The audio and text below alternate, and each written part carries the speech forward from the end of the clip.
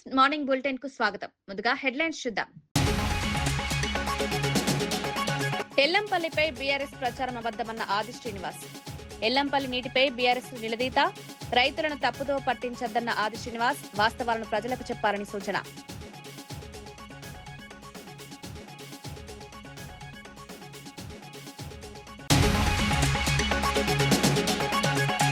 $4.51 లక్షల కోట్ల నిర్ణయాలకు కేంద్ర కేబినెట్ ఆమోదం. పీఎం కిసాన్ పథకానికి భారీ నిధులు, సముద్ర మంథన్ ప్రాజెక్టుకు కేంద్రం గ్రీన్ సిగ్నల్, క్రీడలు, మౌలిక వస్తువులకు భారీ కేటాయింపులు.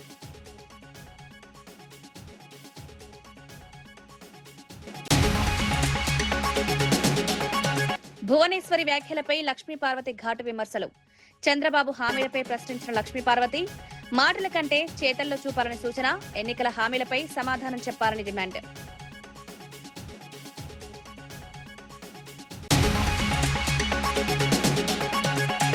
తెలంగాణ ప్రయోజనాలతో రాజకీయం చేస్తోందన్న దయాకర్. హరీష్ రావు ప్రజలకు సమాధానం చెప్పాలని డిమాండ్. అపోహలు సృష్టించద్దన్న ప్రభుత్వ విప్. రాష్ట్ర అభివృద్ధికి కాంగ్రెస్ కట్టుబాటు.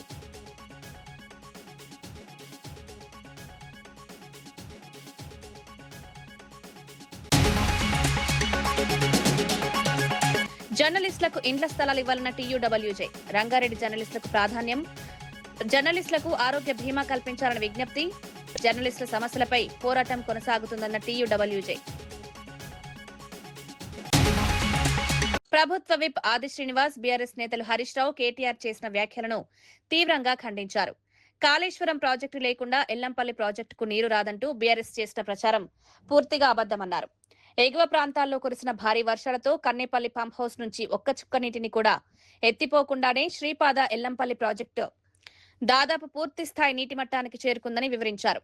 ఈ పరిణామంతో బీఆర్ఎస్ చేస్తున్న తప్పుడు ప్రచారం ప్రజల ముందే బట్టబయలైందన్నారు. రైతులను తప్పుదో పట్టించే ప్రయత్నాలు వెంటనే మానుకోవాలని హితవు పలికారు. వాస్తవాలను వక్రీకరించి రాజకీయ లబ్ధి పొందాలనే ప్రయత్నాలు సరికాదన్నారు. రాష్ట్ర ప్రయోజనాలను దృష్టిలో పెట్టుకుని ప్రతిపక్షం బాధ్యతాయుతంగా వ్యవహరించాలని సూచించారు. అబద్దాల ప్రచారం చేసినటువంటి హరీష్ రావు గారు, కేటీఆర్, బీఆర్ఎస్ కు సంబంధించినటువంటి వారి వాదన డొల్లే అని తేలిపోయింది. ఈసారి కాంగ్రెస్ పార్టీ హయాంలో కట్టినటువంటి ప్రాజెక్టు ద్వారా మిడ్మానే డ్యామ్ కు నీళ్ళని ఎత్తిపోసే ప్రక్రియ కూడా ప్రారంభమైంది 2-3 రోజుల నుంచి. మేము నిర్మించినటువంటి మేడిగడ్డే లేకపోతే, అన్నారం లేకపోతే, సుందీలే లేకపోతే ఎల్లంపల్లి దగ్గరికి నీళ్లు ఎక్కడివి అనేటువంటి వారికి ప్రకృతి సమానం చెప్పింది అన్నమాట. సందర్భంగా చెప్పే ప్రయత్నం చేస్తూ ఈరోజు శుద్ధ అబద్దాలు మానుకోవాల్సిందిగా మేము కోరుతున్నాం. కాంగ్రెస్ వచ్చిన తర్వాత ఇబ్బంది అని చెప్పినమాట, కరువును కూడా రాజకీయం చేయాలని చెప్పి చూశారు. మంత్రి అడ్లూరి లక్ష్మణ్ ఎల్లంపల్లి ప్రాజెక్టు నీటి అంశంపై బీఆర్ఎస్ చేస్తున్న ప్రచారాన్ని తీవ్రంగా తప్పుబట్టారు. కాంగ్రెస్ ప్రభుత్వ హయాంలో నిర్మించిన ఎల్లంపల్లి ప్రాజెక్టు ద్వారానే ప్రస్తుతం నీరు అందుతోందని స్పష్టం చేశారు. ఈ విషయంలో మాజీ ముఖ్యమంత్రి కేసీఆర్ చేసిన అన్ని వ్యాఖ్యలు అసత్యాలేనన్నారు. నీటి సరఫరా తన ఘనత అని బీఆర్ఎస్ నేతలు చెప్తున్న ప్రచారం పూర్తిగా అవాస్తవమని పేర్కొన్నారు. రాష్ట్రానికి మేలు చేస్తున్న వర్షాలను కూడా బీఆర్ఎస్ జీర్ణించుకోలేకపోతుందని విమర్శించారు. ఎల్లంపల్లికి చేరిన నీటిని కాంగ్రెస్ ప్రభుత్వ ప్రణాళికలే కారణమన్నారు. ప్రజలను తప్పుదోవ పట్టించే రాజకీయాలకు బదులుగా వాస్తవాలను అంగీకరించాలని బీఆర్ఎస్ కు సూచించారు. ప్రాజెక్టు నుంచి నీటిని విడుదల చేయడం జరిగింది. ఎవరు చేయలే, మా ప్రాజెక్టు వల్ల నీళ్లు వచ్చినాయి, మా ప్రాజెక్టు వల్ల సస్యశ్యామలైన అంటే మరి ఈరోజు కేటీఆర్ ఏం జవాబు చెప్తారో చెప్పమనండి. శ్రీపాద ఎల్లంపల్లి ప్రాజెక్టు ద్వారా భారీ వర్షాలతో వరద వచ్చి ఈ రాష్ట్ర రైతాంగం అంతా చల్లగా ఉండే, అన్ని వర్గాల ప్రజలకు చల్లగా ఉండాలని చెప్పి వర్షాలు కురిస్తే ప్రధాన ప్రతిపక్ష నాయకులు కొంతమంది ఏమంటారంటే అత్యంత బాధాకరమైన విషయం ఏంటంటే కరువును కోరుకుంటున్నారు. ఈ రాష్ట్రంలో కరువు రావాలి, కాంగ్రెస్ ఖతం కావాలి. ఇంత దురాలోచనతోని ప్రకటనలు చేయడం, నోటికి ఎంత వస్తే అంత ఆ విధంగా మాకొక 4 రోజుల అవకాశం ఇచ్చి చూడండి అని చెప్పి మాజీ మంత్రి హరీష్ రావు మాట్లాడతాడు. ఆయన మంత్రిగా ఆయన కంటే ఇంజనీర్గా పెద్ద పెద్ద మాటలు చెప్పిండు. ఈరోజు ఇరిగేషన్ శాఖ మంత్రి ఉత్తమ్ కుమార్ రెడ్డి గారు మొదటి నుంచి చెప్తున్నాం, ఈరోజు ఈ యొక్క ఉత్తర తెలంగాణకు సంబంధించినటువంటి 2023 డిసెంబర్ తర్వాత పెద్ద ఎత్తున ప్యాడీ పంట కూడా వచ్చింది. రైతులు పెద్ద ఎత్తున వరి ధాన్యాన్ని పండించారు. తెలంగాణ రాష్ట్రంలో అత్యధికంగా ప్యాడీ వచ్చింది ఎక్కడంటే ఉమ్మడి కరీంనగర్ జిల్లా. ఆ రోజు గౌరవ ముఖ్యమంత్రిగా ఉన్నటువంటి కాంగ్రెస్ పార్టీ ప్రభుత్వం నిర్మాణం చేసినటువంటి శ్రీపాద ఎల్లంపల్లి ప్రాజెక్టు ద్వారా, వరద కాలువ ద్వారా ఈరోజు పెద్ద ఎత్తున నీళ్లు సమృద్ధిగా వచ్చి రైతులతో సంతోషంగా నాట్లు వేసుకొని ప్రధానమంత్రి నరేంద్ర మోదీ అధ్యక్షతన జరిగిన కేంద్ర కేబినెట్ సమావేశంలో దేశ అభివృద్ధి సంక్షేమానికి సంబంధించిన పలు కీలక నిర్ణయాలకు ఆమోదం లభించింది. మొత్తం 4.51 లక్షల కోట్ల వ్యయంతో పలు పథకాలను అమలు చేయాలని నిర్ణయించారు. రైతులకు ఆర్థిక సహాయం అందించే పీఎం కిసాన్ సమ్మాన్ నిధి పథకాన్ని 2030-31 ఆర్థిక సంవత్సరం వరకు పొడిగిస్తూ 3.15 లక్షల కోట్లు కేటాయించారు. కొత్తగా ప్రారంభించిన ప్రధానమంత్రి సూర్య సరోవర్ యోజనకు 5,070 కోట్లు మంజూరు చేశారు. సముద్ర వనరుల పరిశోధన వినియోగానికి సంబంధించిన సముద్ర మంథన్ ప్రాజెక్టుకు 84 కోట్ల ఆమోదం లభించింది. క్రీడల అభివృద్ధి కోసం ఖేలో ఇండియా జాతీయ క్రీడా సమాఖ్యలకు 36,441 కోట్లు కేటాయించారు. దేశ రవాణా మౌలిక సదుపాయాల అభివృద్ధికి ట్విన్ ట్యూబ్ టన్నెల్ నిర్మాణాలకు 9,771 కోట్లు మంజూరు చేస్తూ కేంద్ర కేబినెట్ కీలక నిర్ణయం తీసుకుంది.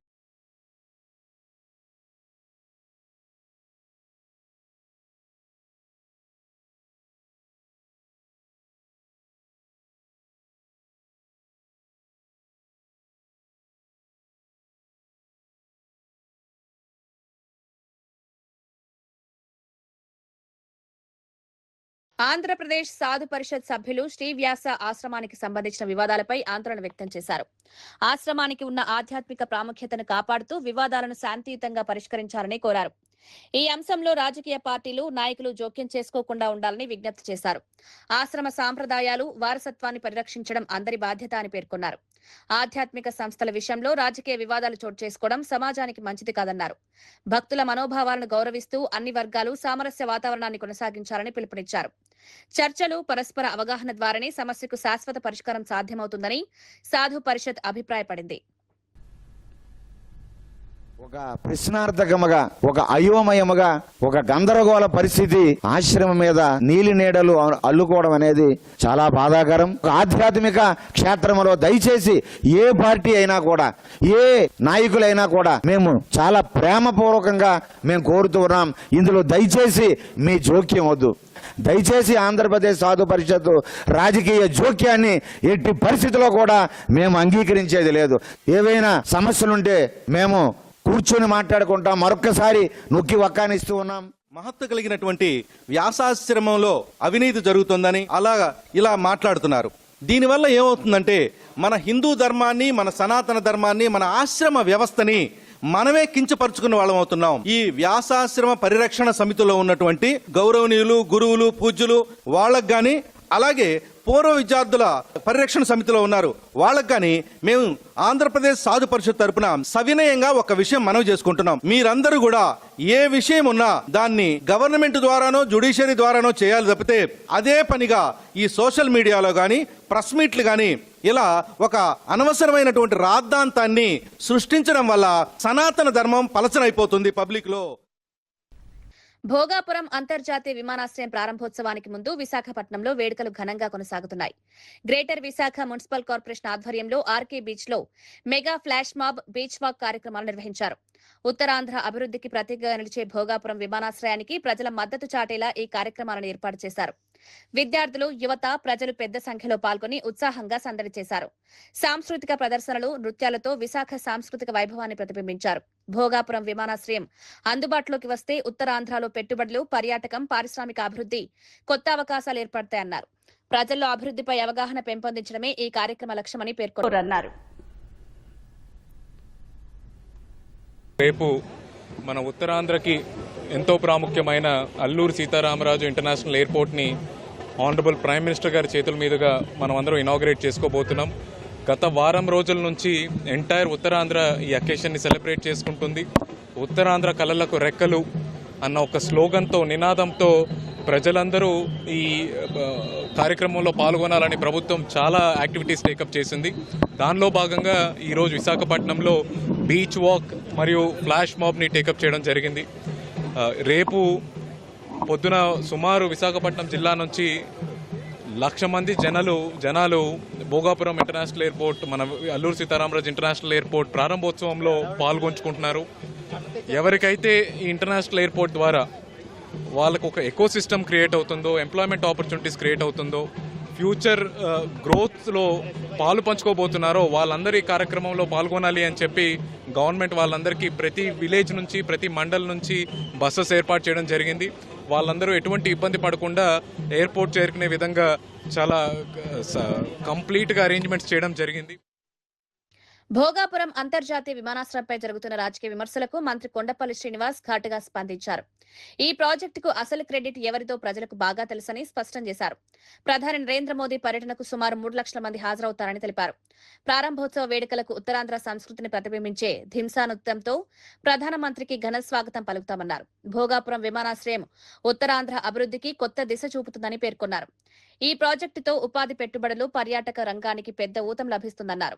విమానాశ్రయ ప్రారంభోత్సవాన్ని చారిత్రాత్మకంగా నిర్వహించేందుకు అన్ని ఏర్పాట్లు పూర్తయ్యాయని వెల్లడించారు. గౌరవ ప్రధానమంత్రి గారు తిలకిస్తున్నారు. ఒక గిన్నెస్ రికార్డు కూడా జరుగుతుంది కాబట్టి మరి ఖచ్చితంగా ప్రజలందరూ కూడా భాగస్వామ్యం అవ్వాలి.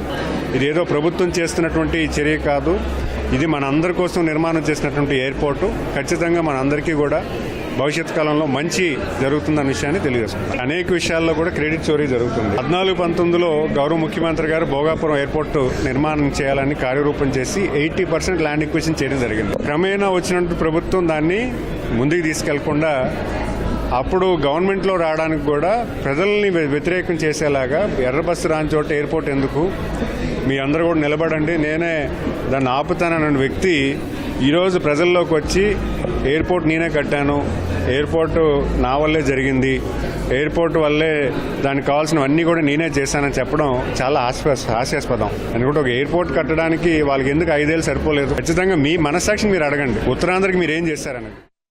వైఎస్ఆర్సీపీ ప్రధాన కార్యదర్శి నందమూరి లక్ష్మీ పార్వతి టీడీపీ అధినేత చంద్రబాబు, నారా భువనేశ్వరిపై తీవ్ర విమర్శలు చేశారు. చంద్రబాబు మాట తప్పడు అని భువనేశ్వరి చెప్పడం ఈ ఏడాది అతిపెద్ద జోక్ అని వ్యాఖ్యానించారు. చంద్రబాబు రాజకీయ జీవితంలో ఇచ్చిన హామీలను పూర్తిగా నెరవేర్చిన ఒక్క ఉదాహరణ అయినా చూపించాలని సవాల్ విసిరారు. ఉచిత విద్యుత్ హామీ కూడా చంద్రబాబుదేనని చెప్పడం పచ్చి అబద్దమని మండిపడ్డారు. ప్రజలను తప్పుదోవ పట్టించే ప్రకటనలు చేయడం మానుకోవాలని సూచించారు. ఎన్నికల హామీల అమలుపై ప్రజలకు సమాధానం చెప్పాల్సిన బాధ్యత టీడీపీ నాయకత్వంపై ఉందన్నారు. వాస్తవాలను వక్రీకరించి రాజకీయ లబ్ధి పొందే ప్రయత్నాలు ప్రజలు గమనిస్తున్నారని పేర్కొన్నారు. సరే, అతను ఇచ్చిన హామీ నెరవేర్చాడు. ఏ ఒక్కటి చెప్పమ్మా. లాస్ట్ ఎలక్షన్స్ 2014 ఎన్నికల్లో ఆయన 600 హామీలు ఇచ్చారు. సరే, అవన్నీ కూడా మర్చిపోయారు అనుకుందాం. జనాలు మర్చిపోరు, వాళ్ళకు ఉంటాయి మనసులో. మొన్న ఎన్నికలే కదా రీసెంట్గా 2024 ఎలక్షన్స్లో ఎన్ని హామీలు ఇచ్చారమ్మా? దాదాపు 143 హామీలు ఇచ్చారు మొన్న ఎలక్షన్లో కూడా. అందులో కూడా ఈ సూపర్ 6, సూపర్ 7 అనేది చాలా హైలైట్ చేసుకున్నారు. ఇంకేంటి, మేము గవర్నమెంట్ రాగానే ఫస్ట్ సంతకం అదేనని చెప్పి అన్నారు. కానీ అందులో ఎన్ని అమలు చేశారు? మిగిలినన్ని వదిలిపెడదాం మనం. మీరు మహిళల గురించే మాట్లాడారు కనుక ఆ మహిళలకు జరుగుతున్న అన్యాయం ఏంటో, మహిళలకి మీ ఆయన ఎన్ని హామీలు నిలబెట్టారో వాటిని గురించే మనం మాట్లాడదాం. ఇప్పుడు 18 ఏళ్లు దాటినటువంటి ప్రతి మహిళకు కూడా 1500 చొప్పున ఆడబిడ్డ నిధి ఇస్తామని చెప్పి ఎవరమ్మా ప్రకటించింది? చంద్రబాబు నాయుడే కదా ఎలక్షన్ ముందు. పెద్ద హామీ కదా. మరి ఆడబిడ్డ నిధి ఎందుకు ఇవ్వట్లేదని చెప్పి మీ ఆయన చెవి మెలేశారా ఎప్పుడైనా సరే? ఆయన అడిగారా మీరు హామీలు ఆయన నిలబెట్టుకుంటారని మాట అంటున్నారే. ఉచిత విద్యుత్ హామీ ఎవరిదమ్మా అసలు? ఉచిత విద్యుత్ హామీ చంద్రబాబుదా? ఇంతకంటే అబద్ధం, పచ్చి అబద్ధం ఇంకేమన్నా ఉంటుందా భువనేశ్వరి? ఎందుకు ఈ విధంగా మీరు కూడా దిగజారిపోతున్నారు వాళ్ళలాగానే? ఆయన మాట ఇస్తే తప్పరు. హరిశ్చంద్రుడు 6వ సంతానం అన్నట్టుగా మీరు మాట్లాడుతుంటే నవ్వుగాకేంటమ్మా తల్లి? ప్రభుత్వ whip MLC Addanki Dayakar BRS పై తీవ్ర విమర్శలు చేశారు. తమ రాజకీయ అస్తిత్వం కోసం తెలంగాణ ప్రజల ప్రయోజనాలను కూడా పణంగా పెట్టే స్థాయికి బీఆర్ఎస్ దిగజారిందని ఆరోపించారు. ఇటీవల చేసిన ఆరోపణలపై మాజీ మంత్రి హరీష్ రావు ప్రజలకు వెంటనే స్పష్టతనివ్వాలని డిమాండ్ చేశారు. రాష్ట్ర ప్రయోజనాల కంటే రాజకీయ ప్రయోజనాలకే బీఆర్ఎస్ ప్రాధాన్యమిస్తోందని విమర్శించారు. ప్రజల్లో అపోహలు సృష్టించే ప్రకటనలు చేయడం బాధ్యతాయుత రాజకీయాలకు విరుద్ధమన్నారు. వాస్తవాలను ప్రజల ముందుంచి సమాధానం చెప్పాలని హరీష్ రావును కోరారు. లేదంటే ప్రభుత్వ వ్యతిరేకత పెరగాలని, ప్రభుత్వానికి నష్టం జరగాలని వాళ్ళు చేస్తున్న ప్రయత్నం చూస్తే ఒకంత నవ్వుతో పాటు మరింత ఒక ఆవేశం వస్తున్న పరిస్థితి. ఎందుకంటే ఇంతకు దిగజారాల్సిన స్థితి ఎందుకు? బీఆర్ఎస్ నేత కేసీఆర్ గారు అల్లుడు హరీష్ రావు గారు ఎక్కడెక్కడ పోయి పూజలు చేస్తుండో మనకు సమాచారం ఉంది. ఒక్కసారి తెలంగాణ ప్రజలకు గమనించండి. శివమొగ్గ, దాన్ని షిమోగ అంటారు. అది తాంత్రిక పూజలకు ప్రతీతి. అంటే క్షుద్ర పూజలు, ఊళ్ళలో చేతబడి లాంటి ఇట్లాంటివి అంటారు. అట్లా వ్యక్తులకు వ్యతిరేకంగా జరగాలి, లేకపోతే వ్యవస్థకు వ్యతిరేకంగా జరగాలని. రెండవది జై అఘోరకాళి, ఇది ట్రిసిటీలో ఉంటుంది, తిరుచిలో ఉంటుంది. దీన్ని తిరుచానపల్లి అంటారు. ఇక్కడ వీళ్ళు పూజలు చేయించడం దేనికి సంకేతం? తెలంగాణ ప్రభుత్వం నష్టపోవాలనే విషయం ఒకటైతే వానలు రావద్దని, వానలు రాకపోతే సమస్యలు వస్తాయి, రైతుల నుంచి సమస్యలు వస్తాయి, సమాజం నుంచి వ్యతిరేకత వస్తుంది, దాని కొరకు.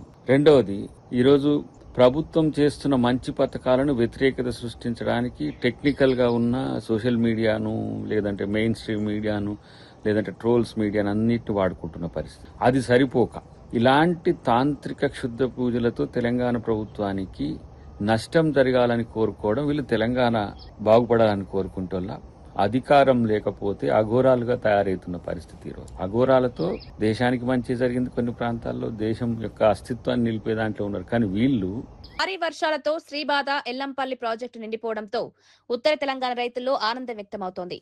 కాళేశ్వరం ప్రాజెక్టుతో సంబంధం లేకుండానే ఎగువ ప్రాంతాల నుంచి భారీగా వరద జలాలు ఎల్లంపల్లికి చేరడంతో ప్రాజెక్టు పూర్తి స్థాయికి చేరువైంది. అక్కడి నుంచి మిడ్మానేరు, మల్లన్న సాగర్ తో పాటు ఇతర జలాశయాలకు నీటి విడుదల కొనసాగుతోంది. దీంతో సాగునీటి పరిస్థితులు మెరుగుపడగా రైతులు ఊపిరి పీల్చుకున్నారు. ప్రస్తుత వర్షపాతం వల్ల ఖరీఫ్ సాగుకు తగినంత నీరు అందే పరిస్థితి ఏర్పడిందని అధికారులు తెలిపారు. జలాశయాల్లో నీటి నిల్వలు పెరగడంతో భూగర్భ జలాలు కూడా మెరుగుపడే అవకాశం ఉందని చెబుతున్నారు.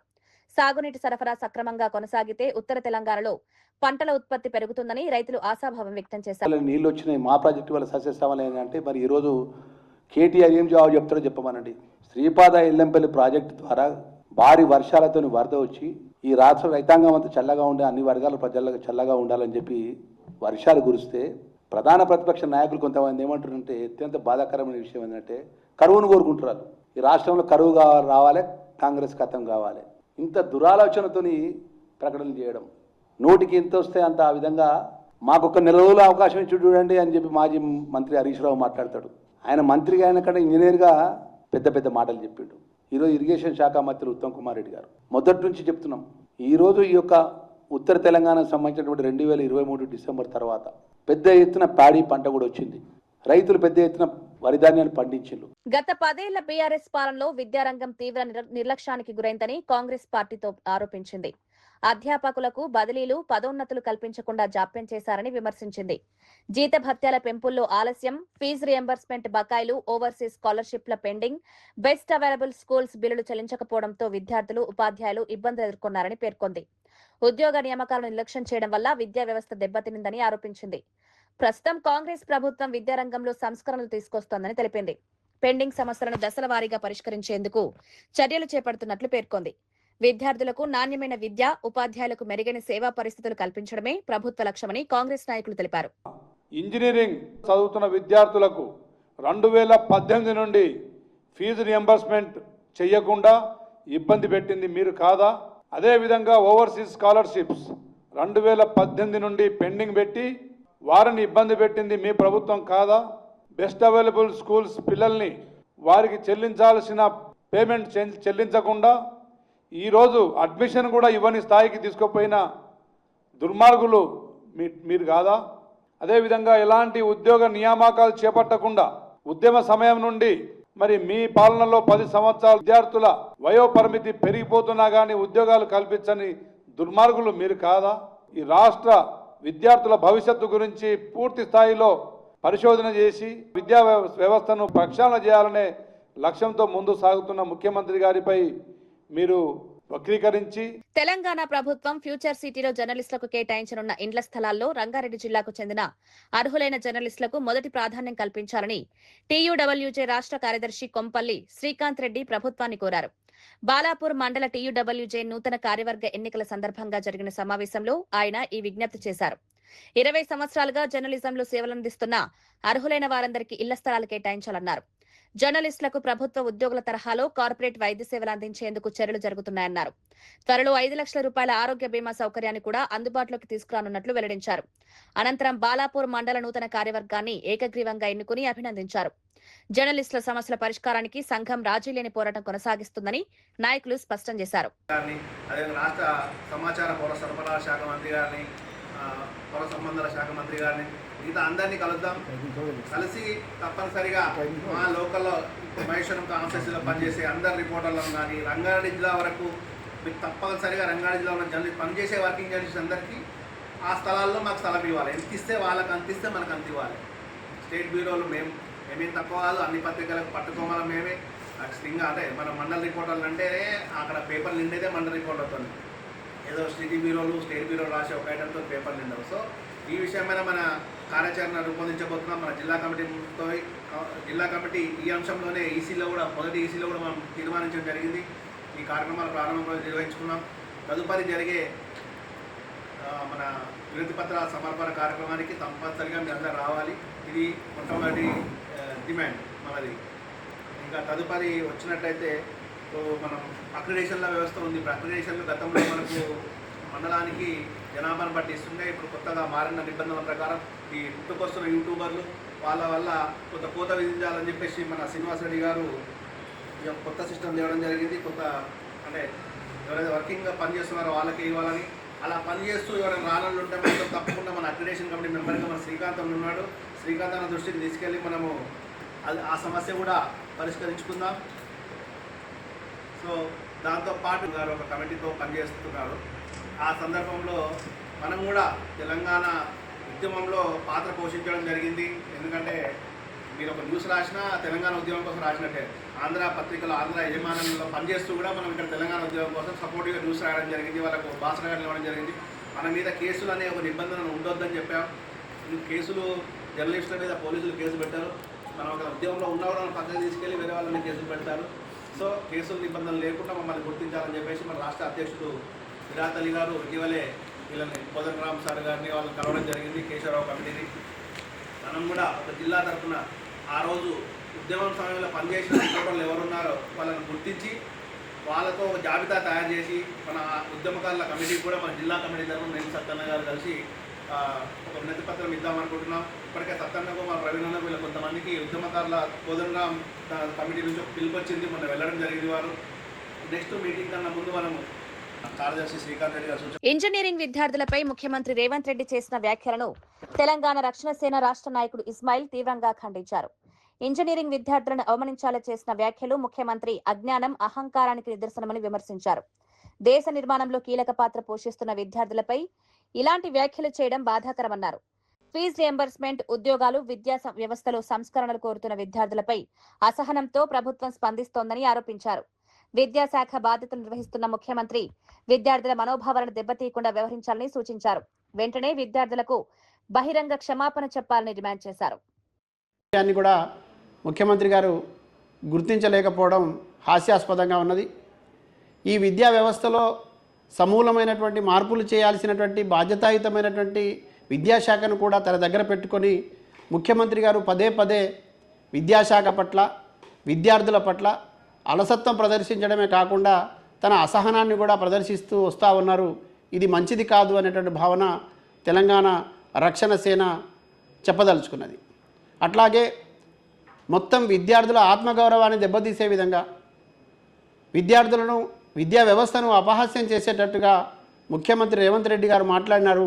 ఆయన విద్యార్థులకు, విద్యావంతులకు క్షమాపణ చెప్పాలని కూడా తెలంగాణ రక్షణ సేన డిమాండ్ చేస్తూ ఉన్నది.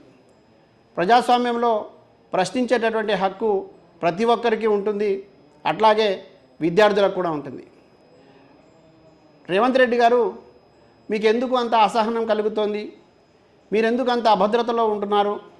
ఎందుకు ఇట్లా అవాకులు చవాకులు పేలుతున్నారు అనేటటువంటి విషయాన్ని మేము అడగదలుచుకుంటా ఉన్నాం.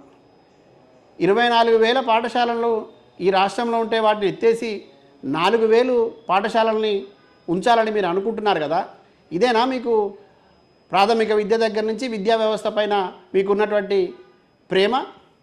అంటే ఈ విద్యా వ్యవస్థను నిర్వీర్యం చేయాలనే మీ కుట్ర మేము పసిగట్టినామని, విద్యార్థులు, విద్యార్థి లోకం పసిగట్టిందని, విద్యావంతులు పసిగట్టినారనే అసహనంతోనే కదా మీరు ఇట్లా మాట్లాడుతూ ఉన్నారు. మీరు ఇవాళ విద్యాశాఖను మీ దగ్గర పెట్టుకొని మొత్తంగా 2024లో ఎన్రోల్మెంట్ ఎక్కువైందని మీరే చెప్తారు. మళ్ళీ స్ట్రెంత్ లేదని స్కూళ్ళు మూసేస్తున్నామనేటటువంటి మాట మీరే మాట్లాడతారు. ఉపాధ్యాయులకు ఇచ్చినటువంటి ఏ ఒక్క హామీని మీరు నెరవేర్చరు. విద్యార్థులకు ఇవ్వాల్సినటువంటి ఫీజు రియంబర్స్మెంట్ను చెల్లించరు. ఇంజనీరింగ్ విద్యార్థులు ఏమడిగినారు మిమ్మల్ని? 9 కోట్ల ఫీ రియంబర్స్ బకాయిలు మాకు చెల్లించాల్సి ఉందని అడిగినందుకేనా ఇంత అసహనం, ఇంత కోపం మీకు? ఏం ఫీ రియంబర్స్మెంట్ చెల్లించాల్సిన బాధ్యత ప్రభుత్వానికి లేదా? మీ బాధ్యత కాదా? ప్రశ్నిస్తే, అడిగితే అవమానిస్తారా? చదువుకున్న వాడికి చదువు విలువ తెలుస్తుంది, అజ్ఞానులకు ఏం తెలుస్తుంది? ఈ అజ్ఞానపు అహంకార మాటలతో పాలన కొనసాగించలేరు రేవంత్ రెడ్డి గారు. విద్యా వ్యవస్థలో సమూలమైనటువంటి మార్పులు రావాలని, విద్యా వ్యవస్థ మరింత బలపడాలని, ఈ విద్యా వ్యవస్థ బలపడడం ద్వారా మాత్రమే సమాజ అభివృద్ధి సాధించబడుతుందని, విద్యకు అధిక ప్రాధాన్యత ఇవ్వాల్సి ఉంటుందని ఎన్ని నివేదికలు మీకు అటు స్వచ్ఛంద సంస్థల దగ్గర నుంచి, బాధ్యత కలిగినటువంటి సామాజిక కార్యకర్తల దగ్గర నుంచి, ఎన్జిఓల దగ్గర నుంచి విద్యావేత్తలు ఎంతమంది మీకు ఇచ్చినారు? మీరు ఏ ఒక్కటన్నా వాటిని పరిశీలించినారా? పరిష్కరించడానికి ప్రయత్నం చేసినారా? పైగా విద్యార్థుల పట్ల మీ లోపల ఉన్నటువంటి అసహనాన్ని అవమానకరంగా మాట్లాడతారా? రేవంత్ రెడ్డి గారు విద్యా వ్యవస్థను భ్రష్టు పట్టించాలనుకుంటున్నాడు, నిర్మూలించాలనుకుంటున్నాడు. కేవలం రియల్ ఎస్టేట్ రంగం ఒక్కటి మాత్రమే ముందుకు తీసుకుపోవాలనేటువంటి ఆలోచన రేవంత్ రెడ్డి గారికి ఉన్నది అనేటటువంటిది ఈ మధ్యకాలంలో ఆయన విద్యపైన మాట్లాడినటువంటి అంశాలను చూస్తే అర్థమవుతా ఉన్నది. విద్యార్థి లోకం ఇవాళ తాము చదువుకు తగినటువంటి అర్హత కలిగినటువంటి వాళ్ళందరికీ ఉద్యోగాలు ఇవ్వమని అడుగుతూ ఉంటే, నోటిఫికేషన్లు వేయమని అడుగుతూ ఉంటే, నిరుద్యోగ సమస్య పరిష్కరించమని అడుగుతూ ఉంటే, తమ ఎల్లంపల్లిపై బీఆర్ఎస్ ప్రచారం అబద్దమన్న ఆది శ్రీనివాస్. ఎల్లంపల్లి నీటిపై బీఆర్ఎస్ నిలదీత, రైతులను తప్పుదో పట్టించద్దన్న ఆది శ్రీనివాస్ వాస్తవాలను ప్రజలకు చెప్పాలని సూచన.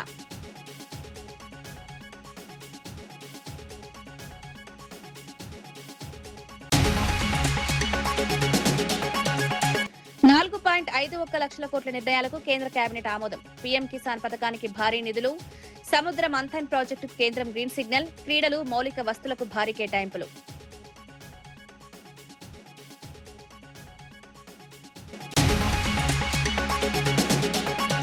భువనేశ్వరి వ్యాఖ్యలపై లక్ష్మీపార్వతి ఘాటు విమర్శలు. చంద్రబాబు హామీలపై ప్రశ్నించిన లక్ష్మీపార్వతి, మాటల కంటే చేతల్లో చూపాలని సూచన, ఎన్నికల హామీలపై సమాధానం చెప్పాలని డిమాండ్.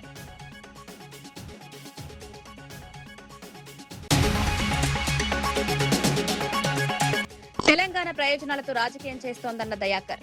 హరీష్ రావు ప్రజలకు సమాధానం చెప్పాలని డిమాండ్. అపోహలు సృష్టించద్దన్న ప్రభుత్వ విప్, రాష్ట్ర అభివృద్ధికి కాంగ్రెస్ కట్టుబాటు.